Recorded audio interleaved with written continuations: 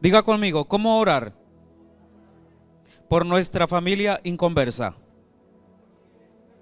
Nuevamente diga, ¿cómo orar por nuestra familia inconversa? Vamos a aprender a orar por nuestra familia que no conoce a Jesús, amén. Para que a partir de hoy comencemos a orar según la palabra nos enseña. Y para que nuestra oración sea efectiva. Y para que en un muy corto tiempo podamos ver respuestas de parte de Dios. Y tú puedas tener a tu papá, a tu mamá, perdón, a tu abuelo, a tu hermano mayor, a tu hermano chico en este lugar sirviendo al Señor. Amén. Porque muchas personas no ven o se niegan a ver la verdad del Evangelio. ¿Por qué mucha gente, por más que tú le muestras pruebas, por qué por más que tú cuentas testimonios poderosos, se niegan a ver el poder del Evangelio? ¿Qué es lo que no les permite ver a ellos la verdad? ¿Qué les impide creer en el Evangelio? ¿Será que Dios a mi papá no quiere salvarlo? ¿Será que Dios no quiere salvar a mi hijo mayor? ¿Será que Dios no es su voluntad que mi abuelo sea salvo? ¿Por qué mi familia? Yo sé que han sido preguntas que tú te has hecho. ¿Por qué mi familia?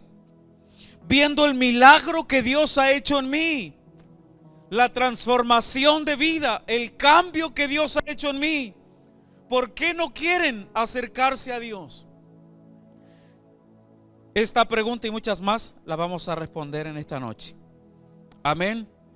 Levante su mano y diga conmigo: la voluntad de Dios es salvar a mi familia. Segunda de Pedro 3:9. ¿Será la voluntad de Dios, pastor, que mi papá conozca a Jesús? Diga conmigo: la voluntad de Dios es salvar a mi familia. El Señor no retarda su fuerte, diga, promesa. ¿Cuál es la promesa?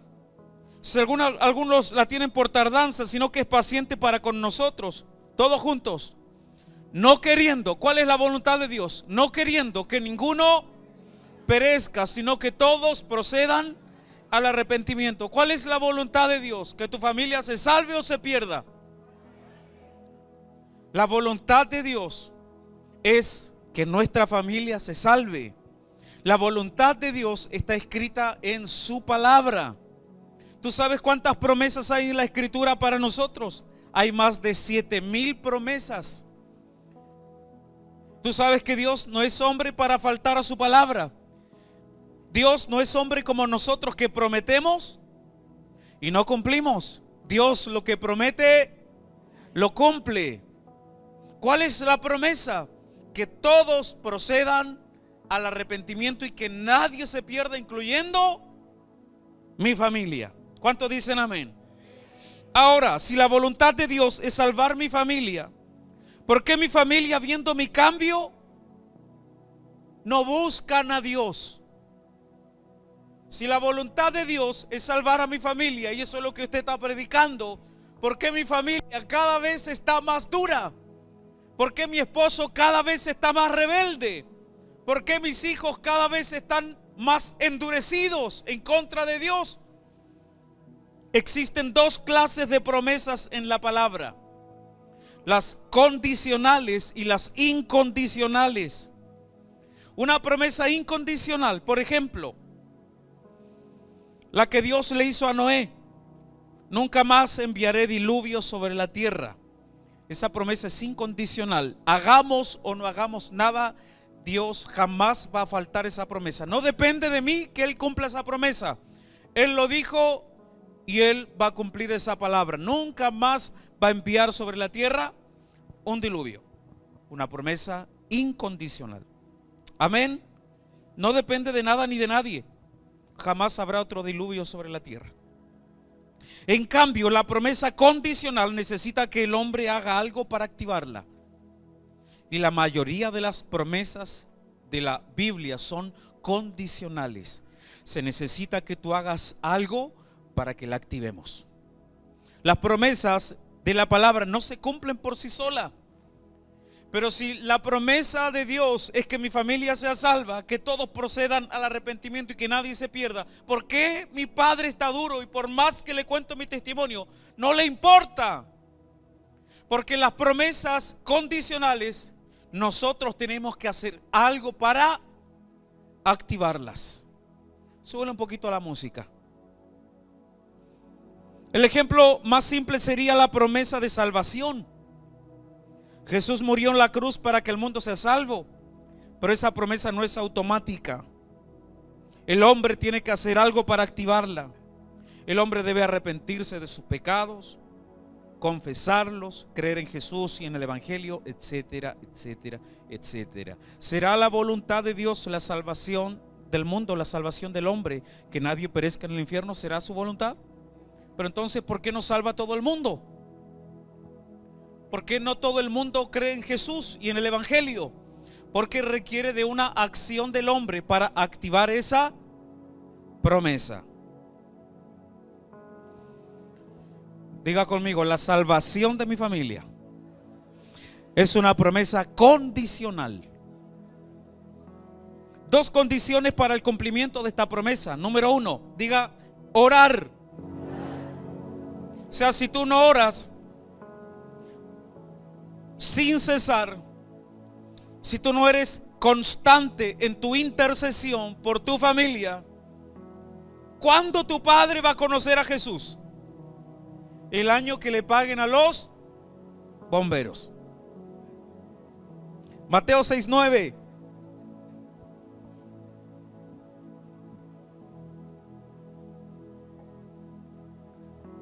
Otro tecito, por favor. Vosotros pues oraréis así: Padre nuestro que estás en los cielos, santificado sea tu nombre. Todos juntos: venga tu reino, hágase tu voluntad, como en el cielo, así también en la tierra. Verso 10.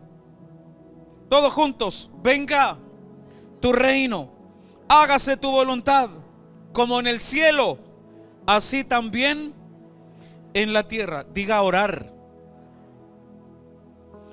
En el cielo se hace la voluntad de Dios. Eso es lo que dice.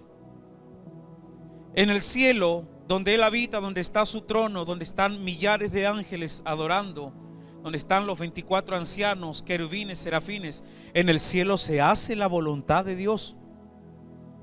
Para que su voluntad se haga en la tierra, tenemos que orar. Tenemos que orar, interceder y hacer guerra espiritual. ¿Cómo provocamos que su voluntad se haga aquí en la tierra? ¿Y cuál era su voluntad? ¿Salvar o no salvar a mi familia? ¿Qué podemos hacer o cómo provocamos que así como se hace su voluntad en el cielo, también su voluntad se haga en mi familia? También su voluntad se haga en mi hogar. También su voluntad se haga en la vida de mis padres, en la vida de mis hijos, en la vida de mis tíos. Levante su mano, diga orando sin cesar. Diga intercediendo sin cesar. Diga haciendo guerra espiritual sin cesar. Por eso que es una promesa condicional. Porque se necesita de una acción del hombre para activar esa promesa.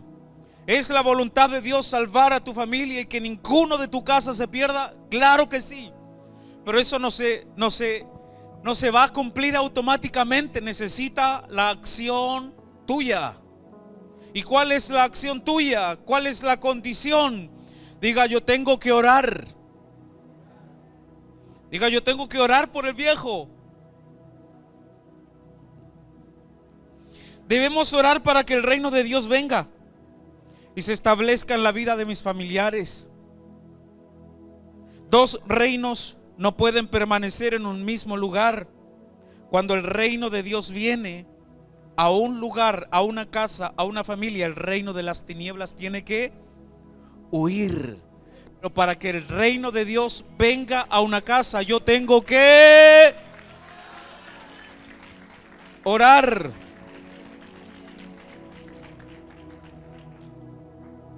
Diga conmigo el misterio de la oración. Génesis 1:26. Diga el misterio de la oración. Entonces dijo Dios: hagamos al hombre a nuestra imagen, conforme a nuestra semejanza, y señoree. Conforme a nuestra semejanza. Y la palabra señorear significa reinar y significa tener dominio. Cuando Dios creó al hombre, escúcheme, para que usted entienda el misterio de la oración y usted se ponga a orar. Cuando Dios creó al ser humano, lo hizo a su imagen y semejanza. Y el mandato que el Señor dio sobre la tierra es que el hombre tendría que señorear, tener dominio y ser la máxima autoridad sobre la tierra. Cuando tú lees el pasaje bíblico de Génesis, el Señor no se incluyó en la estructura de autoridad. El Señor no dijo: vamos a señorear en la tierra con el hombre, o yo voy a señorear, tener dominio, a gobernar y a reinar sobre la tierra con el hombre. Dios no se incluyó en la estructura de autoridad, sino que delegó toda autoridad al ser humano. Por lo tanto, nada puede pasar en la dimensión natural sin la autorización del hombre. Nada puede suceder en la dimensión natural sin que el hombre lo autorice. El mundo espiritual no puede hacer y deshacer. Los ángeles no pueden hacer y deshacer. El Espíritu Santo no puede hacer y deshacer. Ellos están limitados porque la autoridad sobre la tierra, sobre la dimensión natural, Dios se la entregó al hombre. Nada puede suceder en la dimensión natural sin mi autorización. Todos aquellos que tienen espíritu, alma y cuerpo pueden ejercer sobre la tierra dominio y señorío. Nosotros somos los autorizados legalmente para ejercer dominio y señorío sobre la tierra. Todo lo que Dios hace, todo lo que el Espíritu Santo ha hecho, todo lo que los ángeles han hecho en la tierra ha sido por la autorización de un hombre. Ha sido por medio de un hombre. Por eso que Dios necesita el cuerpo de un ser humano para trabajar, porque Él no puede andar haciendo y deshaciendo, porque la autoridad la tenemos nosotros. Todo espíritu sin cuerpo es ilegal en la tierra y no puede ejercer ningún tipo de señorío. Todo espíritu sin cuerpo en la tierra es ilegal, no puede ejercer ningún tipo de señorío sobre la dimensión natural. Por eso que los demonios buscan un cuerpo. Por eso que Jesús necesita un cuerpo. Por eso que el Espíritu Santo necesita un cuerpo para hacer su obra. Porque todo espíritu sin cuerpo es ilegal en la dimensión natural. Ellos no pueden hacer y deshacer. Por esta razón, siempre que Dios ha tenido planes y propósitos con una familia, ha necesitado de la cooperación de un ser humano. Por este motivo Dios creó la oración. Diga: Dios no puede hacer nada. Diga: Dios no puede hacer nada. Diga: los ángeles no pueden hacer nada. Diga: el Espíritu Santo no puede hacer nada, a menos que alguien lo pida en oración. ¿Qué es la oración? La oración es la autorización que el ser humano le da al mundo espiritual para que pueda actuar e influenciar sobre la dimensión natural. Cuando nosotros oramos, nosotros estamos autorizando a Dios, autorizando al Espíritu Santo, autorizando a ángeles para que puedan actuar, influenciar sobre el mundo natural. De otra manera, Dios no puede hacer nada. Diga conmigo: nada va a suceder en la tierra sin que alguien lo ore. Toda intervención sobrenatural de Dios en la tierra ha sido respuesta a una oración. Toda intervención sobrenatural, todo milagro, todo lo sobrenatural, toda intervención de ángeles, toda intervención de Dios en el curso natural de la historia ha sido por la autorización de un hombre. Alguien lo oró. Todo lo que ha pasado en tu vida, todo lo sobrenatural que ha pasado en tu vida ha sucedido porque alguien lo oró. Entonces Dios no puede hacer nada en tu casa, Dios no puede hacer nada en tu familia si tú no oras. ¿Cuántos dicen amén? Dos condiciones para el cumplimiento de la promesa. Número uno, orar. Y número dos, actuar. Diga actuar. Primera de Corintios 2, 12, 27. Vosotros pues sois el cuerpo de Cristo y miembros cada uno en particular. ¿Qué somos nosotros?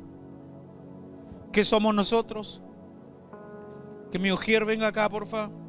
Colosenses 1:18 habla de Jesús. Y él, hablando de Jesús, ¿qué es Jesús? ¿Qué es Jesús? La cabeza del cuerpo, que es la iglesia.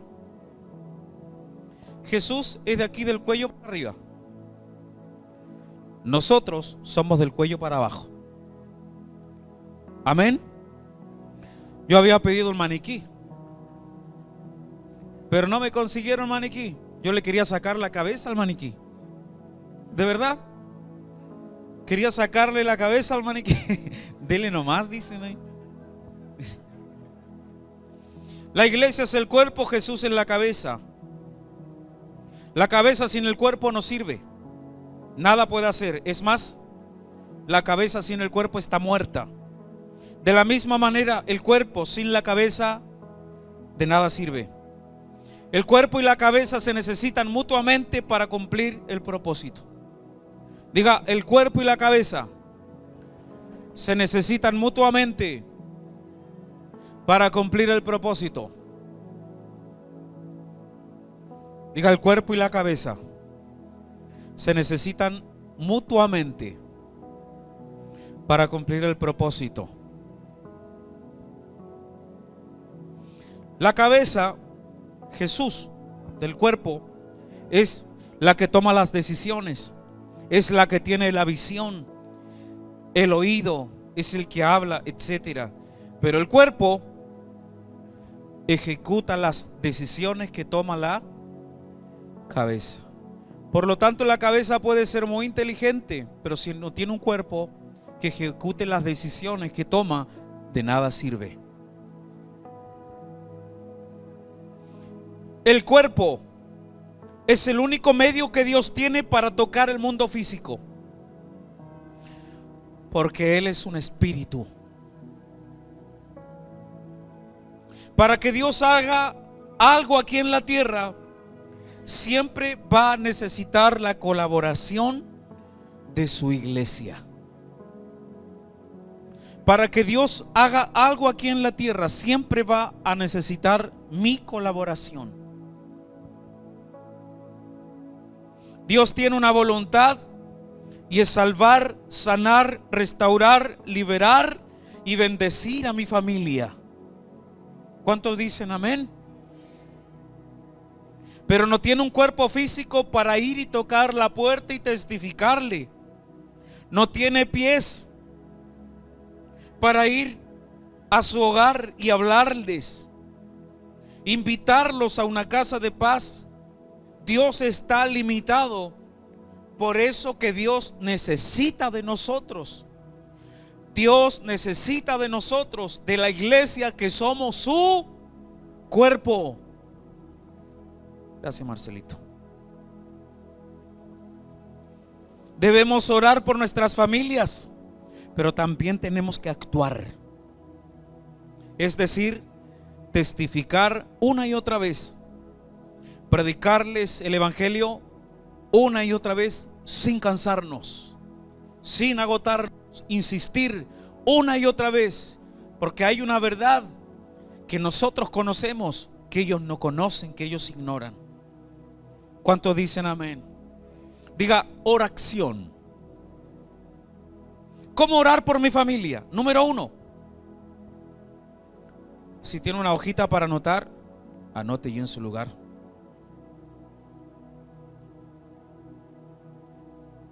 Para que cuando esté orando más ratito en la noche, ¿cómo era lo que dijo el pastor? Anda la nota que tienes en tu celo y comienzas a orar así. ¿Cómo orar por mi familia? Número 1, romper en el nombre de Jesús todo poder diabólico que los ciega. Segunda de Corintios 4:3. Solo me colocas el punto 1, 2, 3, así nomás. Segunda de Corintios 4:3. Pero si nuestro evangelio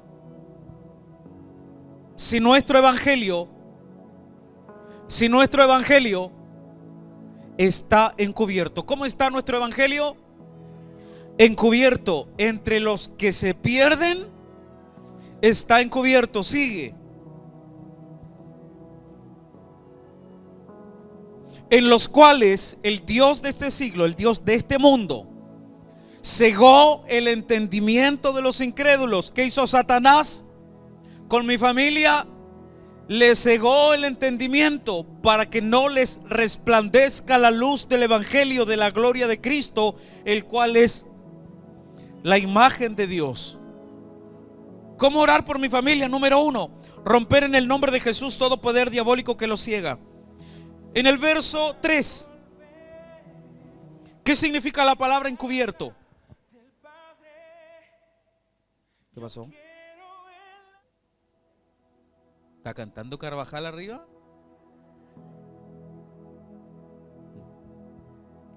¿Qué significa la palabra encubierto? Es el griego kalupsis. Tráiganme mi tela que pedí y eso.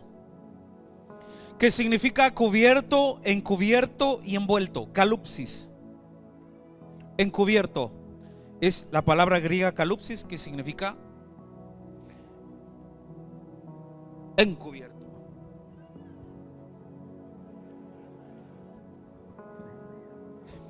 Ven más acá para que no me vaya para allá, po.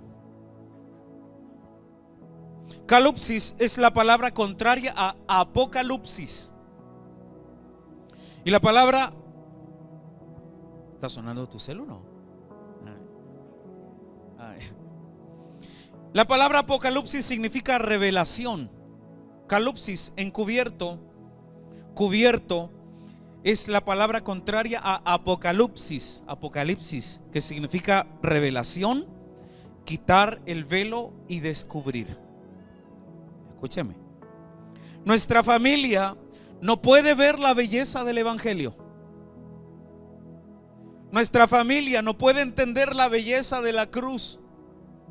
Nuestra familia no puede ver la belleza del amor de Dios. Nuestra familia, tus padres, tus hijos no pueden ver la hermosura de la cruz, la hermosura del evangelio. ¿Saben por qué?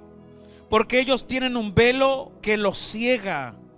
Tienen una venda en sus ojos que no les permite ver el amor de Jesús.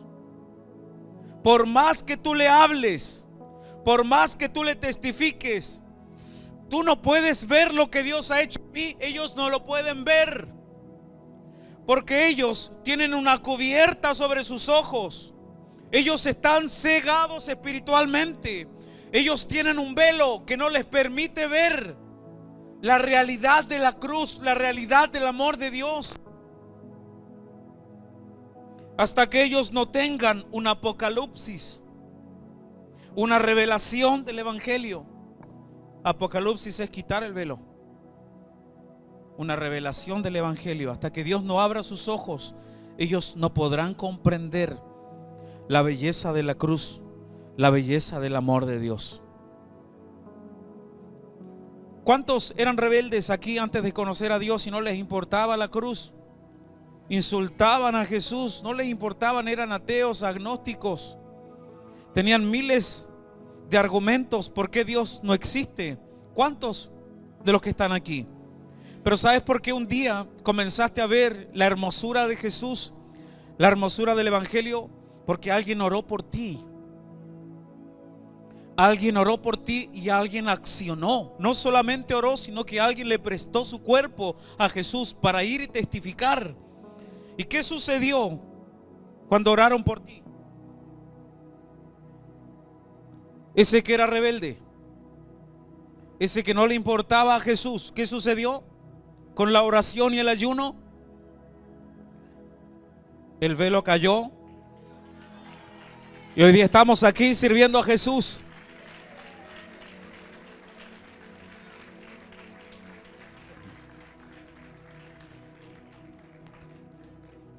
¿Qué significa la palabra cegar? Que aparece en el verso de abajo. Segunda de Corintios 4:4. La palabra cegar es el griego tuflo. Colócame el versículo que te dije. La palabra cegar es el griego tuflo, que significa entorpecer el intelecto y la mente. Porque la gente no puede entender la verdad del evangelio.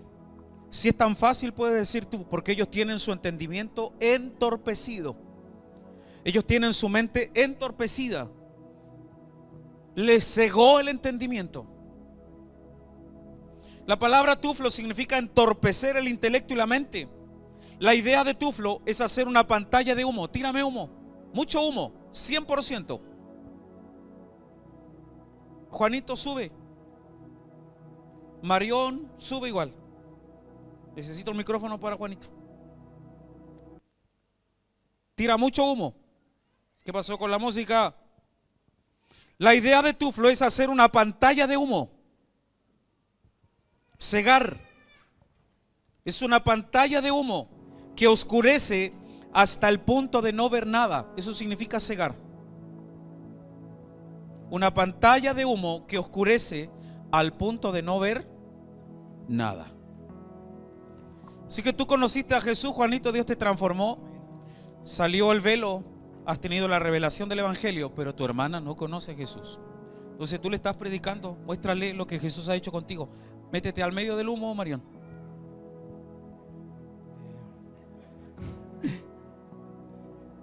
Bueno, quiero decirte que Dios me sanó, Dios me restauró, me sanó de un cáncer, me sacó de la droga, me sacó de los casinos, de todo lo que es lo malo, y Dios me restauró y lo puedo hacer contigo. Y la Marión no puede ver nada. La Marión dice, que bien por ti. Te felicito, hermanito, por el cambio de vida, pero a mí esto no va conmigo. Te invito a la iglesia, le dice Juanito, invítala. Bueno, te invito, estamos ahí ubicados en Carrera Pinto con Frey, los días domingos. Dios puede cambiar tu vida, puede restaurarte, darte una nueva oportunidad, quitar la angustia de tu corazón, sanarte, liberar tu alma, y Dios quiere hacerlo también contigo. Te invito de todo corazón que tú puedas venir a este lugar, que Dios quiere hacer lo que hizo conmigo, también lo quiere hacer en ti. Y a la Marión no le interesa, porque la Marión no puede ver lo que Dios ha hecho en Juan. Por más que ella intente y por más que ella quiera, es imposible para ella. Ahí nomás de humo. Por más que ella quiera ver la realidad del evangelio, el poder del evangelio, ella no lo puede ver, porque hay una cortina de humo en su mente que le impide ver. Así están tus familiares. Por más que tú le hablas, por más que tú testificas, ellos no van a poder comprender la cruz, el amor de Dios, la realidad del infierno, la salvación eterna, la vida eterna, porque hay una pantalla de humo que enceguece su entendimiento. Amén. Amén, María. Nuestra familia no cree en Jesús porque Satanás y sus demonios han entorpecido su intelecto de tal manera que aunque quieren ver la verdad, aunque quieren con todo su corazón creer en Jesús, no pueden, porque están cegados. Hay una nube de tinieblas en las mentes de nuestros familiares para que no puedan ver la realidad del evangelio. ¿Qué tenemos que hacer para que nuestra familia pueda ver? Para que el velo caiga y para que esa pantalla de humo sea echada afuera. Diga conmigo, tomar las armas espirituales. Más fuerte, diga, tengo que tomar las armas espirituales que Dios me ha dejado para pelear la batalla por mi familia. Segunda de Corintios 10, 4 y 5. ¿Cómo podemos hacer para que esa cortina de humo se disipe y ellos puedan ver la realidad del evangelio? Porque las armas de nuestra milicia no son carnales, sino poderosas en Dios para destrucción de fortalezas o paradigmas mentales, derribando argumentos en la mente y toda altivez que se levanta contra el conocimiento de Dios, y llevando cautivo todo pensamiento a la obediencia a Cristo. ¿Cuántos dicen amén? ¿Cuántos se van a levantar a pelear por su familia? ¿Cuántos se van a levantar a pelear por su casa? A pelear por sus hijos, a pelear por su esposo, a pelear por sus abuelos, a pelear por sus primos, por sus sobrinos? ¿Cuántos dicen amén? Nuestras armas espirituales son, diga conmigo, la oración. Diga, el ayuno. ¿Cómo quieres que tu familia conozca a Jesús si no ayunas? Algunos dicen que ayunan y están más gordos. O sea, ¿cómo es eso? Uno para de comer y engorda más. Diga, la oración, el ayuno. Diga, el nombre de Jesús. Diga, la palabra de Dios, la sangre de Cristo. Esas son nuestras armas espirituales en este contexto. La oración, el ayuno, la palabra de Dios, el nombre de Jesús, la sangre de Jesús. ¿Cuántos dicen amén?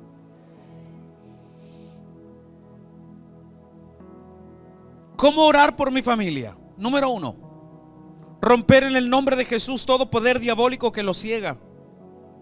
Número 2, orar para que Dios quebrante sus corazones. Hace muchos años yo escuché la prédica de la pastora María Patricia Rodríguez de la Iglesia Avivamiento de Colombia, de Bogotá. Su hijo se fue de la iglesia siendo hijos de pastores, siendo un hijo de pastor de una iglesia, de una mega iglesia. Su hijo se fue de la iglesia y andaba afuera haciendo su vida muy, pero muy desordenada en todos los placeres que el mundo pueda ofrecer. Y dice que tuvo un accidente su hijo, estando lejos de Dios, viviendo ese tipo de vida. Tuvo un accidente y estaba en el... Su hijo estaba viviendo su vida alocadamente lejos de Dios, y ella oraba por su hijo. Todos los días oraba, y dice que ella oraba: Señor, ten misericordia de él. Señor, ten misericordia de él. Y dice que cuando le pasó el accidente, ella dijo: Señor, pero ¿por qué mi hijo no se acerca si yo oro todos los días por él? Si yo soy perseverante en la oración. Y más encima ahora mi hijo, no le había pasado el accidente, que hace años que no lo escucho. El Señor le dijo: cambia la forma de tu oración. Tú estás orando para que yo tenga misericordia, y eso es exactamente lo que yo he tenido de él, misericordia. Tienes que orar para que yo lo quebrante. En ese momento ella comenzó a orar para que Dios quebrante el corazón de su hijo. Su hijo tuvo un accidente terrible, a punto de perder la vida. Pero de ese accidente su hijo no salió igual, porque ese accidente llevó a su hijo a reflexionar y a tomar una decisión de entregarle nuevamente su vida a Jesús. Orar para que Dios quebrante sus corazones. Lucas 15:17. Y volviendo en sí, dijo: ¿cuántos jornaleros en casa de mi padre tienen abundancia de pan, y yo aquí perezco de hambre? Me levantaré e iré a mi padre y le diré: Padre, he pecado contra el cielo y contra ti. ¿Qué es el quebrantamiento? Es el proceso que Dios tiene que utilizar para lidiar con el orgullo, la altivez, la rebelión y la autosuficiencia del hombre, o cualquier otro obstáculo que impida que nos acerquemos a Él. ¿Qué es lo que ciega la mente de las personas para que no puedan comprender la verdad del Evangelio? ¿De qué está compuesta esa pantalla de humo para que ellos no puedan ver la belleza de Jesús? La ceguera espiritual es el orgullo, es la altivez, es la soberbia del hombre, es la autosuficiencia del hombre, es la independencia del hombre, que quieren vivir su vida independientes de Dios. ¿Cuál es la ceguera espiritual? Diga: el orgullo. ¿Qué hace Dios para lidiar con el orgullo, la altivez del ser humano que no quiere buscar a Dios? Hermano, ¿por qué no apaga su celular?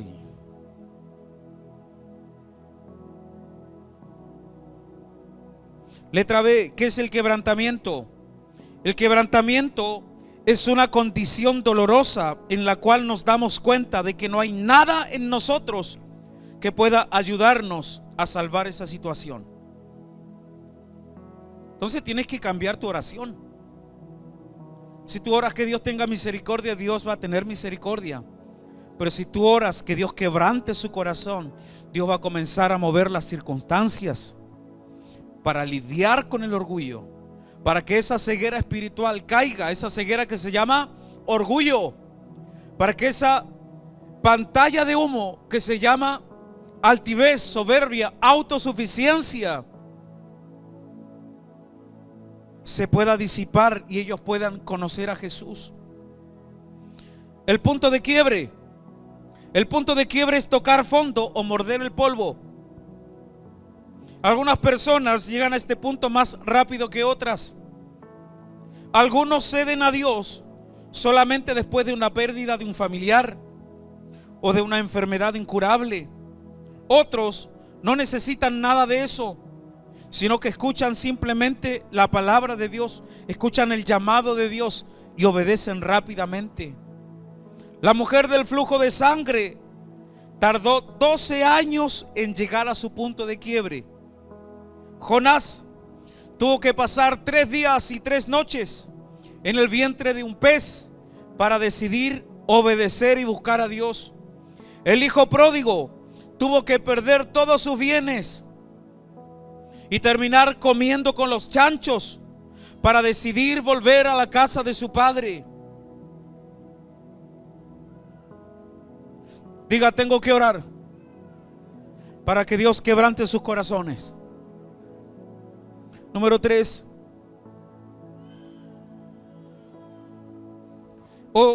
Ore para que Dios produzca el querer y el hacer en sus corazones. Filipenses 2:13. Ore para que Dios produzca el querer y el hacer en sus corazones. Porque tu familia no quiere.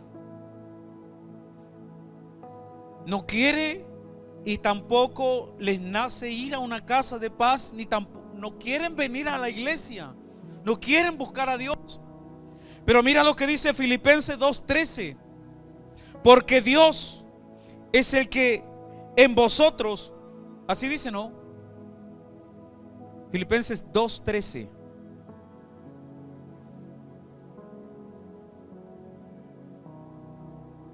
Porque Dios es el que en vosotros produce así el querer como el hacer por su buena voluntad.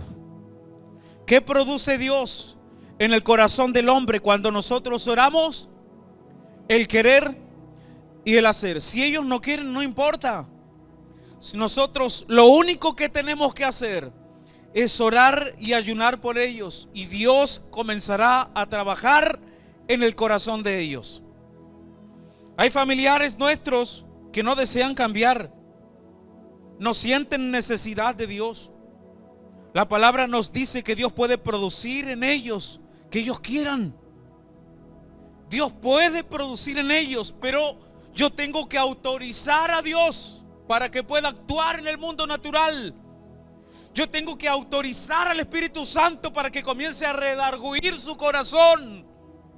Yo tengo que autorizar al mundo espiritual, ángeles, Espíritu Santo, para que Dios le hable a través de un sueño, para que Dios le hable a través de la radio, de la televisión, a través de un compañero de trabajo, a través de un sueño, no lo sé. Cuando oramos y ayunamos por nuestros familiares, el Espíritu Santo comenzará a inquietarlos y a redarguir sus corazones. ¿Cuántos dicen amén? Número 4, ore para que Dios prepare el corazón y sean buena tierra. ¿Qué tengo que orar para que Dios qué? Para que Dios qué? Prepare su corazón y para que ellos sean una buena tierra. Marcos 4:14, la parábola del sembrador explicada. El sembrador es el que siembra la palabra. Y estos son los de junto al camino, en quienes se siembra la palabra, pero después que la oyen, enseguida viene Satanás y quita la palabra que se sembró en sus corazones. Estos son asimismo los que fueron sembrados en pedregales, los que cuando han oído la palabra, al momento la reciben con gozo. Verso 17. Pero no tienen raíz en sí, sino que son de corta duración, porque cuando viene la tribulación o la persecución por causa de la palabra, luego tropiezan. 18. Estos son los que fueron sembrados entre espinos, los que oyen la palabra, pero los afanes de este siglo, el engaño de las riquezas y las codicias de otras cosas entran y ahogan la palabra y se hace infructuosa. Verso 20, todos juntos. Y estos son los que fueron sembrados en buena tierra. ¿Tú sabes que tú fuiste una buena tierra? Y estos son los que fueron sembrados en buena tierra, los que oyen la palabra y la reciben y dan fruto a 30, a 60 y a 100 por uno.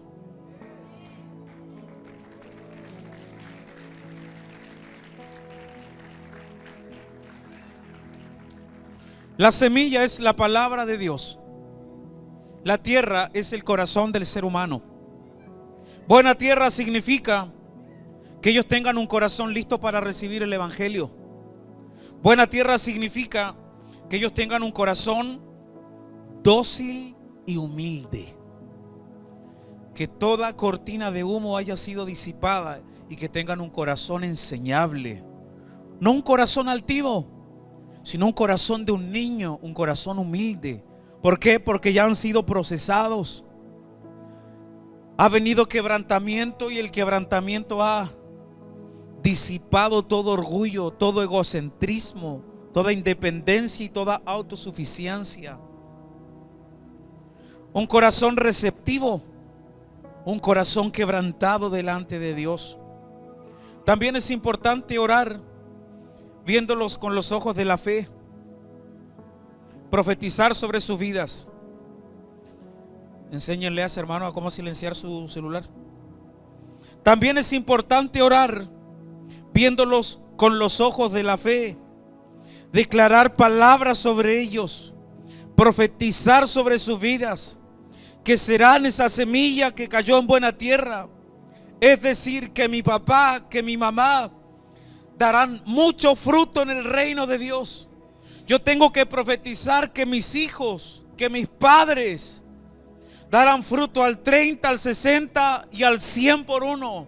Yo tengo que profetizar que ellos son buena tierra, que la palabra vendrá sobre su corazón, que ellos darán mucho fruto, que serán evangelistas en esta casa, que darán cientos de miles de almas a luz en el reino de los cielos, que serán los profetas de esta generación, los apóstoles, los maestros, los pastores de esta generación.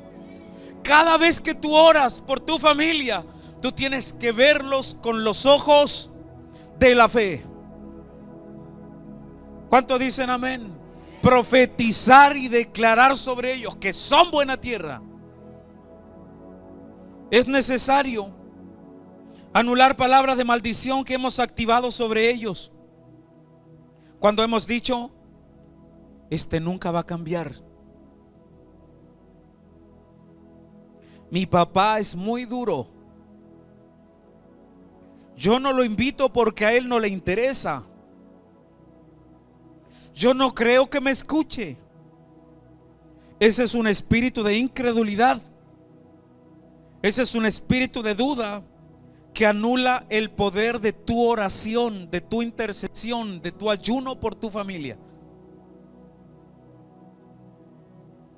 También muchos de nosotros, los que están aquí, tienen una relación quebrantada con su padre, con su hermano mayor o con cualquier familiar cercano. No le has testificado porque no hay relación con él, no hay relación con ella. ¿Tú crees que Dios se agrada de esa situación? Tú danzando, tú saltando, tú con un nuevo corazón y tu familia en ceguera espiritual, tu familia cegados, con el entendimiento entorpecido, porque tú simplemente tienes una relación quebrantada con ellos. Y lo más probable es que tú eres el único puente para que ellos puedan recibir la salvación de Jesús. La voluntad de Dios es restaurar relaciones para que ellos puedan conocer a Jesús. Número 5, orar para que tengan un verdadero arrepentimiento. Mateo 3:8.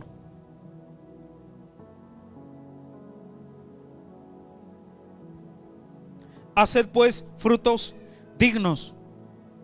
Haced pues frutos dignos de arrepentimiento. Diga conmigo, la revelación del Evangelio produce un verdadero arrepentimiento. ¿Por qué la gente no se arrepiente de verdad? Porque no se les ha caído el velo, porque sigue la pantalla de humo delante de ellos. Cuando ellos tengan la revelación de la cruz, la revelación de las buenas noticias, la revelación del Evangelio, la revelación, la luz va a producir en ellos un verdadero arrepentimiento. Tenemos que orar para que nuestros familiares no hagan una oración de labios para afuera, sino que sea una oración de arrepentimiento de todo corazón, que produzca un cambio de manera de pensar, pero mucho más importante, una oración que salve su alma. Lo que buscamos no es que vengan al culto el fin de semana y lloren un poco, sino que salven su alma. Lo que buscamos no es que pisen una casa de paz y lloren un poco y se sientan bien. Lo que buscamos es que ellos salven su alma. Ni siquiera buscamos que vengan y reciban un milagro y una sanidad o una liberación. Lo que buscamos es que ellos salven su alma. Lo que buscamos es poblar el cielo con la vida de nuestros familiares. ¿Cuántos dicen amén? Número 6, ore declarando las promesas de Dios.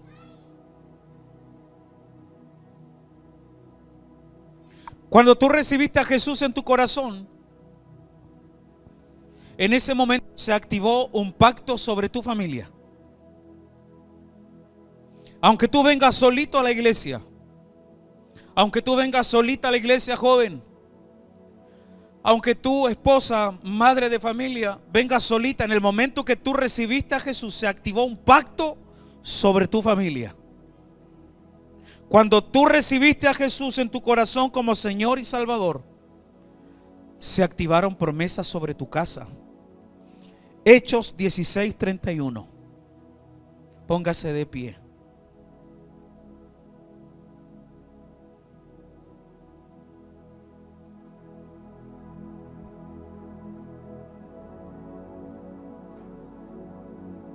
¿Cuántos aman su familia?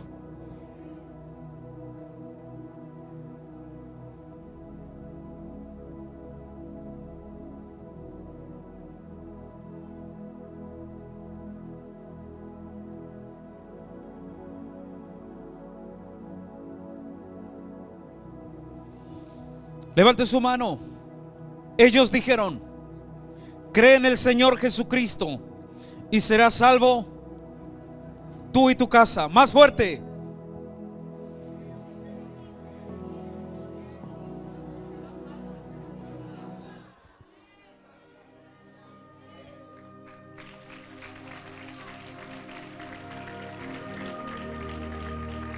Josué 24:15. Si mal os parece servir a Jehová, escogeos hoy a quien sirváis, si a los dioses a quienes sirvieron vuestros padres cuando estuvieron al otro lado del río, o a los dioses de los amorreos en cuya tierra habitáis. Levante su mano todos juntos. Pero yo y mi casa serviremos a Jehová. Pero yo y mi casa. Más fuerte. Pero yo y mi casa serviremos a Jehová. Ahora sí que sí, dale un fuerte aplauso al Señor. Súbele a la música.